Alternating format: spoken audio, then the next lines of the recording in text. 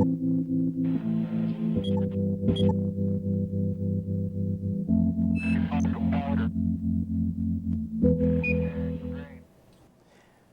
ناظرین، میں آپ کو پروگرام میں ایک بار پھر خوش آمدید کہتا ہوں، اور ہم سلسلہ وہیں سے شروع کرتے ہیں کہ وہ کون سے مراحل ہیں جن سے دوا نکلتی ہے، بنتی ہے اور مارکیٹ میں آتی ہے۔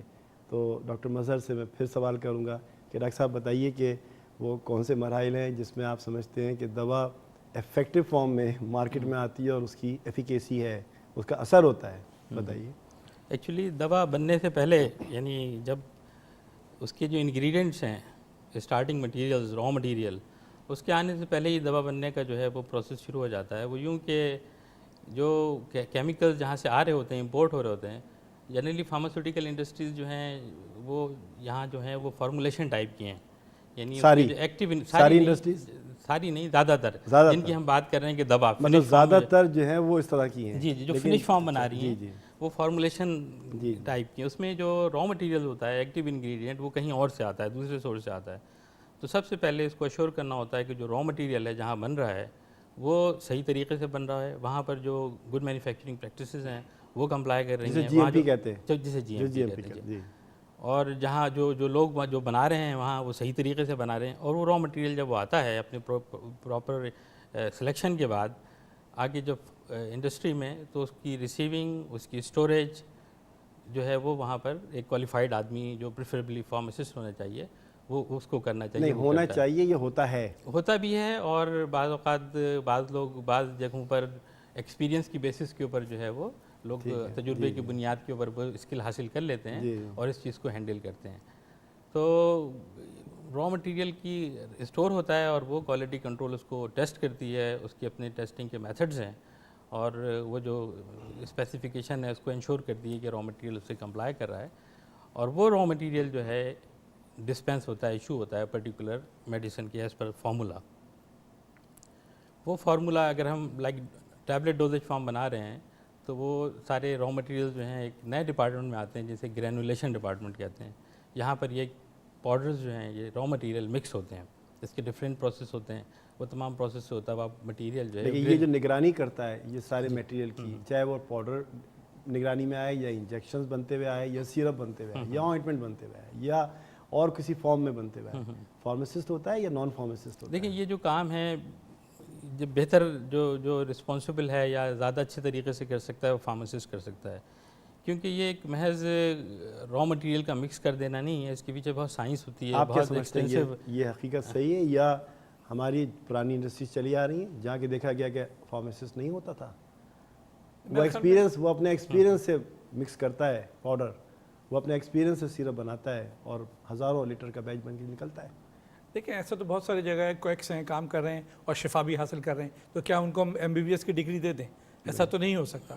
بات یہ کہ جو آدمی جس چیز کے لیے کوالیفائڈ ہے اسی کو وہ کام کرنا چاہیے، اور میں سمجھتا ہوں کہ ڈرگز ایکٹ 1976 کے بعد سے مینوفیکچرنگ میں جہاں تک میری نالج ہے فارماسسٹ کے علاوہ کوئی کام نہیں کر رہا ہے پاکستان فارما۔ جی ڈاکٹر صاحب سوری میں آپ قطع کلام۔ جی تو میں یہ عرض کر رہا تھا کہ جو یہ پوری کی پوری سائنس ہے اس کے پیچھے ایک بہت بڑا اکیڈمک ٹریننگ ہوتی ہے، یونیورسٹی سے لوگ نکلتے ہیں، پھر اگین فارماسیوٹیکل انڈسٹریز اس بات کا اہتمام کرتی ہیں کہ ان کی کنٹینیوس ایجوکیشن ہو سکے، تو جو ٹیکنیکل ایجوکیشن ہے وہ ٹائم ٹو ٹائم پرووائڈ کی جاتی ہے، ٹریننگس ان ہاؤس کی جاتی ہیں، باہر بھیجا جاتا ہے، اور ان تمام مراحل سے گزرنے کے بعد لوگ جو ہیں وہ اس قابل ہوتے ہیں کہ جو صحیح طریقے سے جو میڈیسن ہے اس کو پریپیئر کر سکیں۔ تو یہ گرینیولز بنتے ہیں، یہاں اگین جو سپروائزری اسٹاف ہے، جو انچارج ہے، وہ فارماسسٹ جنرلی ہوتے ہیں، اور گرینیولز بننے کے بعد ٹیبلٹ اگین اگر ٹیبلٹ ڈوزیج فارم ہے تو کمپریشن میں آ گئی، ٹیبلٹ کمپریس ہو رہی ہے، اگین اس کی سپرویژن جو ہے وہ کسی جو فارماسسٹ ہوتے ہیں پراپر ٹرینڈ، کمپریشن کے بعد اگر ٹیبلٹ کو کوٹنگ کی ریکوائرمنٹ ہے تو وہ اگین یہ سیم۔ اچھا ڈاکٹر صاحب یہ تو بڑی آسان آپ نے بتایا اور لوگ سمجھ بھی رہے ہوں گے کہ کس طریقے سے دوا کس فارم میں آئی اور کس طرح کی۔ اب فرض کر لیں کہ دوا غیر معیاری بن گئی، دوا ایسی بن گئی کہ جو اس کا معیار اس اسٹینڈرڈس پہ نہیں ہے جو کمپنی کی جسے آپ کہتے ہیں GMP پہ اتر رہا ہو، تو اس میں کیا حکمت عملی اس میں جو ہے جو صحیح جو GMP جب میں نے لفظ یوز کیا تو اس میں ڈفرینٹ طریقے ہوتے ہیں اس کو کمپلائی کرنے کے۔ ایک ان پروسیس چیک ہوتا ہے، ان پروسیس چیک کے اندر جیسے فار ایگزامپل اگر ہم دوبارہ اسٹارٹ سے لیں، جب مٹیریل ڈسپینس ہوتا ہے تو وہاں ایک کوالٹی کنٹرول کا آدمی ہوتا ہے کہ جو کاؤنٹر چیک کر رہا ہوتا ہے کہ جو بل آف مٹیریل ہے اس کے حساب سے انگریڈینٹ ڈسپینس ہو رہے ہیں کہ نہیں ہو رہے. اگین جب گرینیولز بنتے ہیں تو گرینیولز جو ہیں کمپریس ہونے سے پہلے کوالٹی کنٹرول سیمپلنگ ہوتی ہے, اور سیمپل ہونے کے بعد جو ہے وہ ٹیسٹ ہوتا ہے. اور ٹیسٹ کیا ہونا ہوتا ہے, وہ پری ڈیٹرمنڈ ہوتی ہیں چیزیں کہ کون سے ٹیسٹ جو ہیں وہ پرفارم کرنے ہیں. اور وہ جب ٹیسٹ پرفارم ہو جاتے ہیں, اگر وہ اوکے کا سگنل ملتا ہے, کوالٹی کنٹرول کے ٹیسٹ جو ہیں وہ پاس ہوتے ہیں, تو وہ اگلے سیکشن میں آتے ہیں. تو اس طریقے کی ایک جوائنٹ ایکٹیویٹی ہوتی ہے کہ جس کے بعد جو ہے وہ پروسیس جو ہے وہ اس سے ٹیم ورک جس میں کوالٹی کنٹرول, کوالٹی ایشورنس اور مینوفیکچرنگ, انجینئرنگ, ہر ایک کا جو ہے بایو میڈیکل انجینئرنگ جو کہ اپنا رول ادا کر رہا ہے. مشین اگر خراب ہو گئی, بالکل دوا کتنا لاس ہوگا آپ کو؟ دوا کا لاس ہوگا, کوالٹی کا پرابلم ہو سکتا ہے. تو مشین کی پرفیکشن, اس میں جو ہمارے انجینئرز ہیں وہ ان کا بڑا کنٹریبیوشن ہے. جو آپریٹرز ہیں وہ پراپرلی اسکلڈ ہونے چاہیے, اور وہ ہوتے ہیں جبھی وہ مشینس کو اور پراپرلی. بقول آپ کے کہ ٹریننگز ہر وقفے سے دی جاتی ہے کہ وہ ٹریننگ لیں اور نئی جو جدتیں پیدا ہو رہی ہیں پروڈکشن کے اندر ان کو وہ سمجھیں. بالکل. اچھا, اب یہ تو بات کافی حد تک سمجھ میں آ رہی ہے کہ دوا, اب اس میں انجیکشنز جو ہے وہ بڑے سفسٹیکیٹڈ قسم کے ہوتے ہیں, اور ظاہری بات ہے اس میں آپ کو اسٹیلٹی بھی مینٹین کرنی پڑتی ہے. اس میں آپ کو بہت ساری چیزیں ایسی کرنی پڑتی ہیں کہ جو کہ پیروجن ٹیسٹ ہے اور سی چیز. تو اب یہ بتائیے کہ انجیکشن اور ڈرپ جو بنتی ہے اس میں کوئی فرق ہے ڈاکٹر صاحب؟ بالکل, بہت سارا فرق ہے. بتائیے کیا. میں تھوڑا سا اگر آپ کے پہلے سوال پہ چلا جاؤں, آپ نے ایک سوال کیا تھا, میں بیچ میں مس کر گیا, کہ آپ نے کہا تھا کہ کیا فرق ہے عام انڈسٹری میں اور فارماسیوٹیکل. تو pharmaceutical industry highly regulated industry ہے, اور اس کے ریگولیشنز ہیں, اور ہر قدم پہ ہر سٹیپ کو ڈیفائن کیا گیا ہے, اور اس کی اسٹیچوٹری ریکوائرمنٹس ہیں, اور ان کو جو نہیں مانتا ہے اس کے اوپر قانون اپلیکیبل ہوتا ہے, اور اس کے مطابق کون کرتا ہے؟ یہ حکومتیں ہیں, جیسے ایف ڈی اے ہے امریکہ میں. کیا ڈرگ انسپیکٹر کوئی رول ہے؟ جی بالکل, ڈرگ انسپیکٹر. میں اسی طرف آ رہا تھا کہ وہ لوگ آتے ہیں, سلسلہ نکل رہا ہے, تو میں تھوڑا سا اس میں ڈائیورٹ ہو رہا ہوں, اس کو دیکھتے ہیں, اور ہمیں وہ کمپلائی کرنی پڑتی ہیں. تو جو بات آپ نے کہی ابھی ایڈلٹریٹڈ والی, وہ یہ کہ اگر میں نے منسٹری آف ہیلتھ یا ایف ڈی اے یا کسی سے بھی رجسٹریشن لے کے ایک دوا بنائی ہے, تو میں لیجٹمیٹ بونافائڈ مینوفیکچرر ہوں, اور لیجٹمیٹ اور بونافائڈ مینوفیکچرر غلط کام نہیں کرنا. یہ سرٹیفکیٹ کون دیتا ہے؟ یہ منسٹری آف ہیلتھ, جو بھی ادارہ ہوگا, جو اس ملک کا ادارہ ہوگا وہ دے گا.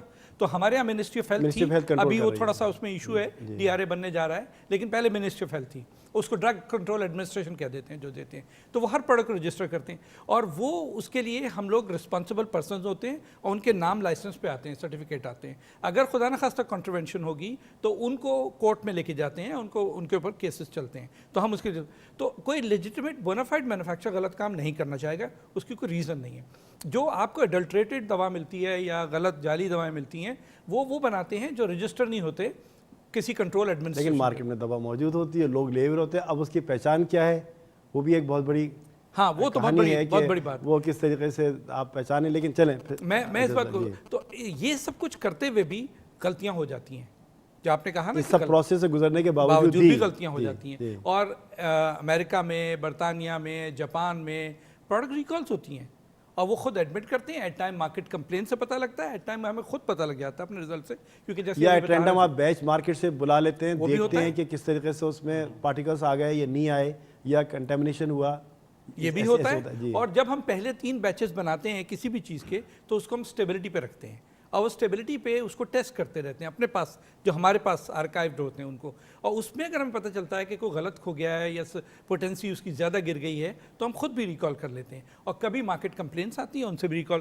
تو یہ تو ایک نارمل پروسیس ہے, اور اس میں پھر ہم جاتے ہیں, انویسٹیگیشن میں جاتے ہیں, دیکھتے ہیں ہم سے کیا غلطیاں ہوئی ہیں جس کی وجہ سے یہ ہوا ہے, اور اس کا ریمیڈیل ایکشن کرتے ہیں, پروڈکٹ مارکیٹ سے ریکال کرتے ہیں, اور دنیا میں اس پہ ہیوی کمپنسیشن بھی دینے پڑتے ہیں, جو کہ لائبلٹیز اس کی ہوتی ہیں. تو یہ سارے مراحل سے گزرتا ہے. جیسے آپ نے پوچھا کہ ڈرگ انسپیکٹر, یس, کیونکہ منسٹری آف ہیلتھ ہے, ان کے پوری ایڈمنسٹریشن ہے, پورے پاکستان میں ہے. وہ نہ صرف مینوفیکچرنگ کو دیکھتے ہیں, ڈسٹریبیوشن کو دیکھتے ہیں, ریٹیل سٹورز پہ جاتے ہیں, اور وہ یہ دیکھتے ہیں کہ manufacturing according to the requirement ہو رہی ہے. اور اگر ایکسپائر بیچ ہو گیا, مارکیٹ میں چلا گیا, چھوٹی جگہوں پہ لوگ لے رہے ہوتے ہیں, اس سے متعلق کیا کہیں گے؟ ایسا نہیں, ایسا نہیں ہوتا, جو فیکٹریز وڈرا کر لیتے ہیں آپ لوگ. نہیں, میں اس میں تھوڑا سا ایڈ کروں کہ ایک تو ریگولیٹری ایجنسی ہے منسٹری آف ہیلتھ, جیسے پاکستان میں ایکٹ کر رہی ہے. فارماسیوٹیکل انڈسٹریز اپنا ایک سسٹم رکھتی ہیں, quality control, quality assurance department. میں نے جیسے پہلے بتایا کہ ہر اسٹیپ کے اوپر ایک چیک ہے, تو اور ایسا نہیں ہے، اور یہ انڈیپینڈنٹ ڈپارٹمنٹس ہیں، یعنی کوالٹی کنٹرول کا آدمی جو ہے وہ پروڈکشن والے کو رسپانسبل نہیں ہے، دونوں انڈیپینڈنٹ ڈپارٹمنٹس ہوتے ہیں. تو ان ہاؤس جو ہے سسٹم اس طرح ہے کہ اس میں کم چانسز ہوتے ہیں کہ یعنی تو آپ کو کہنے کا مقصد یہ کہ بیلنس کیا ہوا ہے کاؤنٹر چیکس میں، ہاں جی، مانیٹرنگ سسٹم نے. ایسا نہیں ہے کہ دوا بنی اور وہ مارکیٹ میں آ گئی بغیر بیلنس یہ چیک کے، اور اس میں بہت سارے عوامل ہیں، بہت سارے لوگ ہیں، بہت سارے کوالیفائڈ فارماسسٹ ہیں جو اپنا ایک رول ادا کر رہے ہیں، جو میں سمجھتا ہوں آپ کی اس. اچھا آپ یہ بتائیے ڈاکٹر صاحب کہ یہ active ingredients, basically active ingredients جو دوا میں ہوتے ہیں، تو اس کی بناوٹ، اس کی مینوفیکچرنگ میں کتنا رول ادا کیا جاتا ہے یا کتنا رول فارماسسٹ ادا کر سکتا ہے؟ عام طور پہ یہ بھی تھوڑا سا ایک کنفیوژن ہے کہ فارماسیوٹیکل انڈسٹری میں لوگ یہ کہتے ہیں کہ جی آپ ایکٹیو مٹیریل جو ہے وہ تو خود بناتے نہیں ہیں، اور پھر کیا کیسی انڈسٹری، اور باہر سے اس کو لا کے پھر آپ اس کو کمپوز کر کے بنا دیتے ہیں، ٹیبلٹ آ دیتے ہیں. یہ کیا حقیقت ہے اس میں؟ نہیں وہی پہلے یہ سنو میں حقیقت ہے؟ بالکل نہیں نہیں ہے. بہت سالوں کی عرقریزی ہوتی ہے جس پہ جا کے یہ پروڈکٹ بنتی ہے. مطلب میں اگر کسی جینرک دوا کو، میں ڈسکوری کی بات نہیں کر رہا ہوں، نہیں میں ایک جنرل بات کر رہا ہوں، جینرک دوا کیونکہ یہ سوال تو اٹھتا رہا ہے اور لوگ پوچھتے ہیں کہ بھئی یہ واقعی حقیقت ہے اس میں کہ کمپنی اس طرح بنا رہی ہیں؟ دیکھیں جو ڈسکوری ہے وہ تو 8 سے 12 سال میں ایک مالیکیول مارکیٹ میں جاتا ہے، میں اس کو چھوڑ دیتا ہوں کیونکہ ہمارے یہاں نہیں ہو رہی. ہم یہ کرتے ہیں کہ جو آلریڈی مارکیٹ میں اویلیبل ہے اس کو ہم بناتے ہیں. جب اس کی ڈیولپمنٹ کرنے جاتے ہیں تو ہمیں بڑے فیلئر سے گزرنا پڑتا ہے کہ کبھی ڈسٹنٹیگریشن ٹائم نہیں آ رہا ہے، کبھی اس کی پوٹینسی نہیں آ رہی، کبھی ڈیزولیوشن پروفائل نہیں آ رہا ہے، پھر ہم اس کو ریڈو کر رہے ہوتے ہیں. تو ہم فارمولیشن کو ڈیولپ کرتے ہیں. تو فارماسیوٹیکل انڈسٹری جو ہے وہ فارمولیشن انڈسٹری ہے، وہ بیسک انڈسٹری نہیں ہے. جو سوال آپ کا ہے وہ بیسک انڈسٹری بالکل الگ ہے. جسے کہتے ہیں نباتاتی، نہیں وہ نباتاتی، آپ اسے کیا کہیں گے؟ یہ ساری دنیا میں ایسا ہی ہے. نباتاتی کو کیا کہیں گے آپ؟ نہیں ہربل تو ہربل ایک الگ ہے، دیکھیں وہ ایک الگ ہے، یہ سنتھیٹک. اچھا چلیں. میں یہ کہہ رہا تھا کہ ساری دنیا میں ہی ایسا ہے کہ بائی وے آف فارمولیشن اور بیسک مینوفیکچرنگ، یہ جتنی بڑی بڑی کمپنیز جن کی فنش گڈ ہم لیتے ہیں وہ فارمولیشن انڈسٹری ہے. تو وہاں پہ بھی ایسا ہی ہوتا ہے کہ را مٹیریل کوئی اور بناتا ہے، یا تو ان کا اس کمپنی کا کوئی اور ڈپارٹمنٹ بنا رہا ہوتا ہے، کوئی اور سیکشن بنا رہا ہوتا ہے، اور جو فنش گڈ ہے وہ کوئی اور بنا رہا ہوتا ہے. تو اسی طرح کی سیم وے یہاں پاکستان میں بھی ہم لوگوں کا بھی ہے. یہ جو انڈسٹری ہے فارماسیوٹیکل انڈسٹری جس کی ہم بات کر رہے ہیں، یہ مینلی فارمولیشن، اس کا جو لائسنس ہے وہ بیسک مینوفیکچرنگ کا را مٹیریل کا نہیں ہے. تو اس لیے جو ہے ہمارا جو پروسیس ہے وہ پروسیس ہے جو میں. اچھا یہ بتائیے کہ کیا میں نے جو لفظ نباتاتی کا لفظ استعمال کیا تھا، کیا کمپنیز ہیں پاکستان میں جو کہ نباتاتی کمپنیز جنہیں کہا جائے کہ وہ بناتی ہیں اور وہ پروڈکشن کر رہی ہیں، کچھ ایسی چیز ہے؟ اگر نباتاتی سے آپ کا مطلب ہربل ہے تو جی ہاں بہت ساری ہیں کمپنیاں، اور 2 کمپنیز کو تو میں جانتا ہوں جن کی بہت سگنیفیکنٹ وہ ہے ایکسپورٹس ہیں، اور جی ہاں پروڈکشن ہے. اور انہوں نے جو رشین فیڈریشن میں زیادہ تھا ان کا، اب اس وقت وہ امریکہ اور ویسٹ جو ریگولیٹڈ مارکیٹس ہیں ان میں جا رہی ہیں وہ کمپنیاں، اور بالکل بہت گرو کر رہی ہیں، پراسپر کر رہی ہیں. کوئی اراؤنڈ 450 ہربل ویسے تو بہت ہیں. اچھا ہیں کوئی جو 30-40 تو اور وہ دوائیں جو ہیں وہ جی بنا رہی ہیں اور وہ مارکیٹ میں. بالکل. اچھا یہ بتائیے کہ فارماسسٹ جب انڈسٹری میں کام کر رہا ہوتا ہے کسی بھی حیثیت سے، ایک جونیئر حیثیت سے یا سینئر حیثیت سے، تو وہ کیا پریفر کرتا ہے، وہ کیا چاہتا ہے کہ اس کو کس شعبے میں زیادہ ایڈوانٹیج ہے کام کرنے میں، یا اگین وہی بات ہے کہ وہ انٹرسٹ کی بات ہے کہ کہاں پر اس کا انٹرسٹ زیادہ ہے. لیکن میں تو یہ سمجھتا ہوں کہ فارماسسٹ کو ایک سے زیادہ شعبے میں اپنے کیریئر میں اس کو چانس لینا چاہیے کہ وہ ایک سے زیادہ شعبوں میں کام کر سکے. اگر مثال کے طور پہ اس نے مینوفیکچرنگ کے اندر اپنا کیریئر سٹارٹ کیا، 5-7 سال لگائے ہیں، تو کچھ سال اس کو کوالٹی کنٹرول یا کوالٹی ایشورنس میں یا کسی اور ڈپارٹمنٹ میں کرنا چاہیے. اس سے یہ ہے کہ جو فارماسسٹ کی جو ویژن ہے، کیونکہ ایک تو ہوتا ہے نا کہ ایک برڈ ویو یا ایک انفارمیشن آ رہی ہوتی ہے لیکن اس میں انوالو نہیں ہوتا، ایکسپیرینس نہیں کر رہا. تو یہ 2 ڈپارٹمنٹس میں کام کرنے سے جو ہے وہ اگر کم از کم 2 ڈپارٹمنٹ میں کام کرے تو اس کی اسکل جو ہے وہ امپروو ہوتی ہے. اور جب وہ آگے بڑھتا ہے تو اس کو پلانٹ کو مینیج کرنا آسان ہوتا ہے کیونکہ اس کا ویژن جو ہے وہ کمپیریٹیولی بڑا ہوتا ہے. تو اس کو پورا پتہ ہوتا ہے کہ پلانٹ میں کس طریقے سے کام ہو رہا ہے. چیزوں کا آپ کچھ کہنا چاہیں گے؟ مجھے لگتا ہے کہ اگر میں فرینک اسٹیٹمنٹ دوں تو آج کا فارماسسٹ ڈس ایلوژنڈ ہے. اور ڈائریکشن میں اسی بات پہ کہنا چاہتا ہوں جو آپ نے بات کو ڈائریکشن لیس ہے.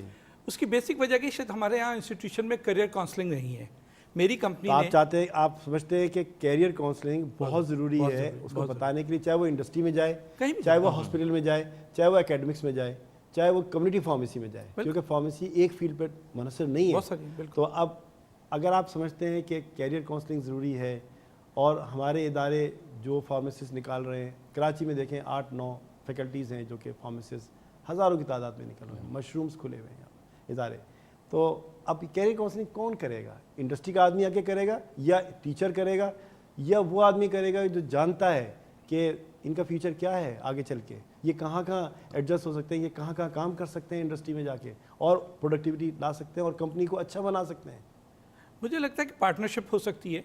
जैसे मैं बताने जा रहा था कि हमारी कंपनी ने कराची यूनिवर्सिटी में एक करियर काउंसलिंग सेंटर फार्मेसी उसमें खोला है डिपार्टमेंट में, और वहाँ पर वो रेगुलर बेसिस पे उनके क्वेश्चनर हैं वो देते हैं, प्लस हमारा एक रिप्रेजेंटेटिव बैठता है जो वो काउंसलिंग करता है। इसमें बेसिक जिम्मेदारी तो यूनिवर्सिटी की है कि वो अपने स्टूडेंट्स को 4th year 5th year final year से जो करीब जा रहे हों तो उनका एप्टीट्यूड जज करें, उनको गाइड करें कि उन्होंने कहाँ जाना है।